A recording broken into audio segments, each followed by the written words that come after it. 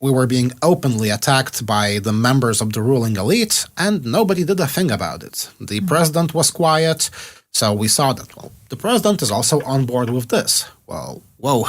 And we thought the president was supposed to be, the guarantee of independence and freedom of speech included, but no, he wasn't. So it was scary, but we had to stand up.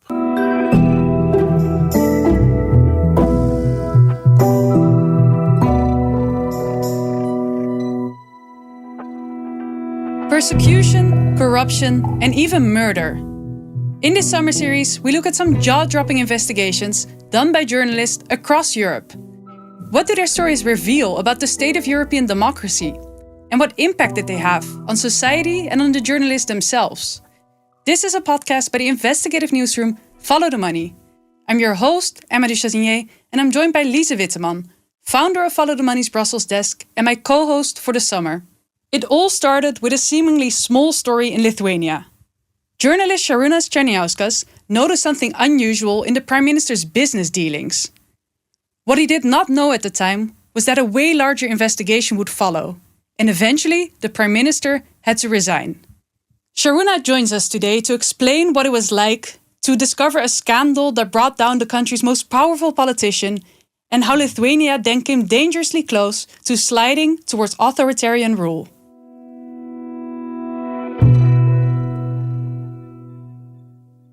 Well, thank you so much for joining us, Šarūnas, and welcome in our studio. Hi. Could you just start by telling a little bit about yourself and the newsroom that you work for? Now I must say I'm probably already a veteran investigative reporter when it comes to Lithuania. At least on Lithuanian scale, I am a veteran. And I run a small NGO. It's called Siena, and we've been in the field since 2019 with the vision of being the first media outlet that's entirely devoted to investigative reporting. And that's the only thing we do. And today we're going to be talking about a specific set of reporting that you did, which ultimately helped bring down Prime Minister Paluckas in Lithuania. But before you started reporting on him, you actually already knew this man for quite a long time, way before he became Prime Minister. How did you first get to know him? I just stumbled upon him when I was working in a regional newspaper covering the capital back in 2007, I think. And he was really impressive. He knew everything. He was the most convenient person to talk to. A politician who's really competent, who knows a lot, who actually understands the work he's doing. When he first won the elections of the chairman of the Social Democrat Party, he seemed to be the guy who's actually representing the true left politics. That was the vision he spoke about, that was the thing he advocated, and personally I thought it had a lot of appeal because, we didn't have any real left politics for like 2 decades or so. But it didn't really appeal to the electorate of the Social Democrats, and that's why he had to step down. But we see him again as Prime Minister in December 2024. And this genuine left-wing politician also ended up forming a coalition with far-right populist parties, right? Yes, exactly.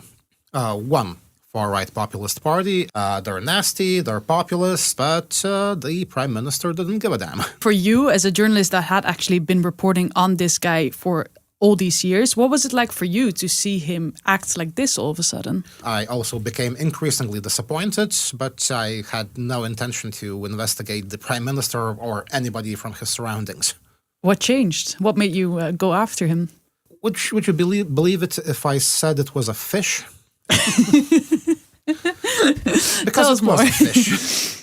I was working on another sanction evasion story, I think, and all of a sudden there's this big piece of news across all media, which is basically the Prime Minister going fishing in a private estate owned by a rather shady businessman. And the shady businessman, he's called Tautvydas Barštys. He's also, experiencing a rather rare form of middle-age crisis because he imagines himself to be an Instagram influencer. So once he has the Prime drop by and go fishing with him, he does an Instagram story. And there's the happy Prime Minister with this big fish he caught. he's really happy, and he didn't smile often, so that's a rare instance of, a display of emotion. And when everybody was asking, who paid for the prime minister's stay, was it personal money, was it state money, why was he hanging out with this guy, I knew I had no chance of, diving into the story and producing something as fast as the news media.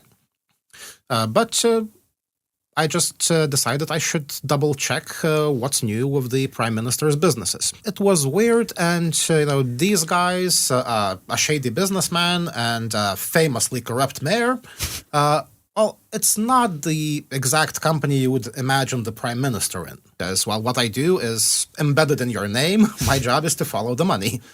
And so I did. Because that's what you do. Yeah. You check companies, you see what is changing. And when I kept digging, it became increasingly odd because, firstly, it received the loan from an EU-funded program for startups. But he also had another company operating for like 14 years, also producing batteries, and definitely not qualifying for the loan from the startup program. So that's weird. Why do you need two companies operating in the same field and, well, almost in the same building when you're basically doing the same thing? It doesn't really make sense. And it was supposed to be a one-shot, a single story that might force the prime minister to, hand the 200,000 back and get another loan from a regular bank at a slightly bigger interest rate. That was how we imagined it when we ran the first story. Yeah, so wrongdoing by the prime minister, but nothing crazy, nothing major. Yeah, well, a conflict of interest at best, yeah. And then what happens? How did the prime minister react to your findings as well? Initially, we had an interview, and it was good. He was, the good old Paluckas, the guy who knows everything and has all the answers. I was happy with that. But then we run the story. He goes quiet, and, I'm waiting for the reaction and not planning anything. I was just going to the gym. And then my colleague texts me and says, well, look, he's throwing a press conference. Okay, there goes my gym. So I went to the press conference, and then he became acting really strange. He went on to explain how his companies are unrelated, the two companies he owns, how companies producing batteries aren't producing the same batteries, which also sounds quite odd, and he became quite aggressive. He was really tense. You could see the muscles on his neck getting a lot of strain a lot of the time, and he wouldn't bear my questions. What was going through your mind when you saw this? WTF? That's what was going on in my head. Like, why is he acting like that? And this was odd because normally it would be just, okay, I was wrong here, or just deny it and then back to business. Yeah. Oh, well, it was a mistake that would be easy to admit, but he didn't. And he started talking nonsense like, the two companies are unrelated. Well, they obviously are, but he kept repeating they're not. And then you started diving deeper into it. And what was sort of the pattern that then emerged? Well, first of all, we saw a prime minister with assets of unexplained origin. We saw him buying an apartment he couldn't afford. He was poor on paper. He couldn't afford the things he had. So what the hell? So we started diving deeper, and the company connected to the businessman I mentioned, it was just siphoning money to the prime minister's business in loans that were never repaid. So you had all these findings and you published them. What was the reaction to your publications? Then things became crazy. Prime Minister became really aggressive. Really, really aggressive, and he was summoned to the parliament to answer questions sent to him in written by the opposition, and instead of answering those questions, he spent most of that time launching all kinds of insults at the opposition and at us. I see you also have a T-shirt naming all kinds of sayings. What is that exactly? Can you describe it? These are all the insults we got from the Prime Minister, the ones with the strike-through font, and this is the hashtag we used for the story. I'm going to translate it rather bluntly. Let's give it meaning.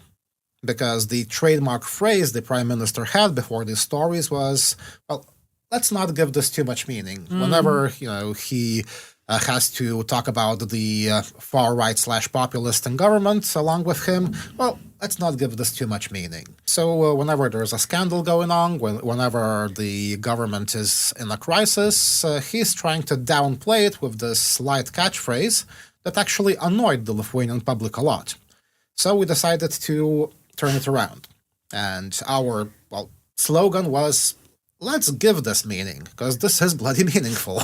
But at this point, how is the public reacting to it? Like, was his position still sustainable at this point? The public became increasingly involved in the story. We saw, it was the main topic of discussion across the country. Wherever you went, it was talked about. Where did he get that money? Why was he doing this or that? People got increasingly infuriated, and in July last year, pretty much a year ago, we had the first protest against Paluckas and also against the president, because the president also became involved and he decided to shield the prime minister, basically, and, take the fall for him. Did you also participate in the protest yourself? I wasn't intending to, but I was asked to go on stage and, I had to. It was crazy, a crowd of 2,000 people shouting thank you. I wasn't expecting that at all. We had people from the culture sector. We had intellectuals asking for transparency and for accountability. Because at this point, was it also, like initially your goal was never to force the prime minister to step down, but did that change? Like at this point, was that sort of your mission? No. My mission was get those answers for the Lithuanian public. Just answer the bloody questions. That's all I wanted. But he didn't. So essentially you thought, if you refuse to answer my questions, I'll just dig deeper and find the answers to those questions myself. Yeah. I was trying to do that along with Andrius from Lise TV. We actually ruined our summer. Instead of going on vacation, we would just work on the stories, on another follow-up and another follow-up and another one. But the other side also did their homework, and now I realize it was a strategy. All of the communication they did, they tried to portray it as a conflict between the prime minister and, two nuts, two crazy journalists. It's just between him and us. Everybody else shouldn't care about it. But then things changed. At first, the Business Daily launched their own investigation. And they proved where the money was coming from, the loans that were never repaid. Then another office did their own investigation into a piece of land that the prime actually, tried to steal from the state. Ta-da! Then a radio station starts asking the questions that he wouldn't answer to us. And everybody's on board. Other media outlets. Yes, and that felt amazing. Because all of a sudden we're not alone, and there's a lot of friends and colleagues who also care about the story and who want those answers. All of a sudden you were not just two crazy journalists in their rabbit hole, but you actually had the support of pretty much the entire media landscape in the country. Yeah, and it was amazing. I wanted to hug each and every person. To high five everybody. Yeah. And that's when I thought maybe something is going to change, but it didn't. Instead, the prime minister would take, quote unquote, one-day vacation he planned a long time ago. That was the official version. He would fail to answer questions again and again. He would lash out at other journalists instead of me, which was nice for a change. And I honestly felt that it's all in vain, that nothing's gonna change. So at this point, you still thought you were ruining your summer for no reason? At this point, when even after that, and after multiple stories by us and by other teams of journalists, I was actually, I'd given up. I just decided to go on a proper vacation. I took my family to Berlin, and I decided not to give a damn. How were your holidays? Did you manage to actually enjoy them? A couple of enjoyable days, but then my dear friend Andrius ruined it for everybody. Because, he came back from vacation and took over, and all of a sudden he got a real tip about a company we didn't know of. And that was a company owned by the Prime Minister's sister-in-law that received a substantial amount of EU funding, roughly 170,000 euros, to develop an electrical boat charging station like 5 kilometers away from any water. And guess what? Well, a boat charging station might need batteries. And by pure coincidence, that company bought a lot of batteries from the Prime Minister's company. The very first company we touched. The company that got the preferential loan from the state-owned bank. And that was the kaboom. Then, everything comes together now. Full circle moment. Yeah, now we understand why he was so nervous after the first story. Because that thing was already happening. And the actual tipping point happened in the morning of, I think it was the 31st of July. I'm still in Berlin. I took an extra day because I really wanted to relax for once. And I wake up with like a dozen of missed calls from my friends and colleagues. And so some of them are texting like, well, that's it, congrats. I'm like, what? What the hell's happening? And I opened the news. I'm like, whoa.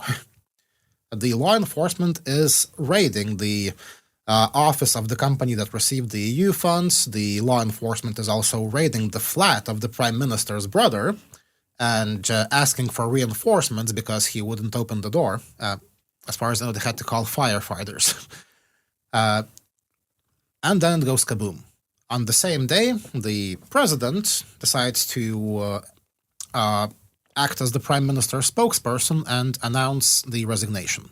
Of the Prime Minister. Because, well, the Prime Minister himself wouldn't have the guts to stand up and say it. And it was a shock. I wasn't expecting it all to go, kaboom within a single day. So there you were in your bed in Berlin, and you just woken up, and that's when you learned that the Prime Minister was stepping down. What did that moment mean for you? Well, it was a relief. It was a relief, but still the principal idea and the principal thought in my head was, what the hell is happening in my country? Because we had nearly 3 months of total denial and total impunity being imposed upon the entire country. And then, well, apparently one raid by the law enforcement, that's what does the trick. And how did the rest of this political crisis unfold? What happened in the days after? Well, one of my colleagues, my partner in crime in Siena, were co-owners of the media outlets. She was actually trying to be, the evil prophet when the crisis evolved and when we became entrenched with the Prime Minister. She said, well, guys, and what if he steps down and things go even worse? Then everybody's going to blame you. Was that a fear that you had as well? Well, I realize that's a risk, but, is it my responsibility if a government steps down and a worse government comes in? It's not mine. It's the politicians who decide. Because when Paluckas stepped down and the entire cabinet with him, they had the chance to show that, this was a mistake. We can do better. But instead they decided, we can do much worse. And that's when it became really, really scary, actually. Because, first of all, we had a far more radical government in place, and it becomes extremely aggressive. They started an attempt of a hostile takeover of the national TV. That's the government. Yes. It all began as a ridiculous law they tried to push through, and it came from the populist/far-right party. But then it became part of the actual agenda. It passed the first vote in the parliament, and then people realized, whoa, things got serious. If you take over the national TV, everybody else is in line. I can be next, another commercial TV can be next, a news portal can be next. If the national broadcaster is under political control, everybody can be next. We've seen it in Hungary, we've seen it in Poland, we're seeing it in Slovakia now, so it's a matter of time. So the journalist community started organizing protests with the help from the culture community, which was amazing, because those guys also realized, well, we won the battle, but not the war. And just to be clear, was this the quickest decline in like democratic rule of law values that you've seen during your career? Definitely. The country was, well, our democracy was in the biggest danger, at least since early 2000s, when we had the president impeached. And I never expected, Lithuanians to take to the streets so massively. The biggest protest we had was like 45,000 people. It started with 2,000, and then we have 45,000 in 6 months. For a 3 million people country. Exactly. It was a feeling of, now or never. We have to stand up now, because if we don't defend the national TV, well, all hell is going to break loose. Every single journalist who was actively involved in the protest was slandered one way or another, including myself. We were being openly attacked by the members of the ruling elite, and nobody did a thing about it. The president was quiet, so we saw that, well, the president is also on board with this. Well, whoa. And we thought the president was supposed to be, the guarantee of independence and freedom of speech included, but no, he wasn't. So it was scary, but we had to stand up. And was your political resistance in the end, did it pay off? Was it successful? Yes, it was. Yes, it was, because the European Parliament intervened. We had the Venice Commission intervene, which was a very important step as well. And it took too long. They no longer had the amount of votes they needed to change the management. And in the end of the day, the law that was passed, well, it's still a bad law, but it's no longer a threat to democracy. Seems like the Social Democrats understood how big of a gamble it was. And we have the municipal elections next year. We have parliamentary elections in 2 years. And they don't want to be remembered as the guys who had all those scandals, including the political takeover of the national TV. So seems like they backpedaled. But still they're angry. So we realized that, they might want revenge sooner or later. But compared to a year ago, you're feeling more at ease about the state of your country? A year ago, no. A year ago, it was total chaos, and I wasn't sure where my country's headed at all. I didn't understand how my country is operating at all. So now it's more positive. Then the scary part was December 2025. That was really scary. Now seems like, our democracy defended itself. Seems so. Do you think there's also any lessons that journalists or just the public in other European countries can learn from this whole story? I think the main lesson here is the meaning of unity and solidarity. Because the prime minister, well, I guess he wouldn't have resigned if we didn't get the backing from other journalists when it was needed the most. In this case, when it comes to, the protests, we suddenly realized that, we have a damn powerful common enemy, and all of a sudden, investigative newsrooms in Lithuania united to do common stories. And together, we showed power. So I hope that that's also a lesson to learn for other countries, because assaults on democracy, they're gonna happen. They are happening now, and solidarity is the only antidote. So this was the end, of course, of the prime minister. But for you, there was a little nice ending as well for your newsroom, Siena. Well, there were several nice endings, I guess. I never said that in public, so I'm going to make an exception. In May 2025, the balance of our bank account was 5,000 euros. Of your newsroom? Yes. Yes, and I was really thinking, oh God, what we're going to do. We had a total of 2 employees at the time, so it wasn't too scary, but still. When we started investigating the prime minister, all of a sudden, a lot of people started donating, which was amazing. And that helped us survive the summer, which was great. we received an influx of public support. People would just, donate 5 or 10 euros. Just, guys, keep up the good work, which was amazing. And we just learned that a few weeks ago, they rose by 90,000 euros. And the craziest thing about it is that a bunch of Lithuanian businessmen, actually led by a Dutchman, they decided to set up a crazy prize for investigative journalism. And by crazy, I mean 200,000 euros. And this is from Vinted, right? Yes. Yeah. So the Vinted CEO and some other businessman has set this up. And it was the first time that this prize was set up. Yes, we never had a financial prize for investigative reporting in Lithuania. And then these guys come together and they're like, well, let's make it 200,000 euros. And that was nuts. That's huge. That's unheard of, I think, in the world of investigative journalism, right? Absolutely. Yeah. And that's a huge relief because for a change, I'm running a stable newsroom. And we all know how rare that is. Yeah. Well, congratulations on that. What are you going to do with the money? We split the money 50-50 with Andrus, who did the other 50% of the job. Yeah. So we both are going to spend the money differently. In his case, I think his wife donated some of the money to charities who are taking care of animal rights. In my case, I donated money to charities who are working on election transparency.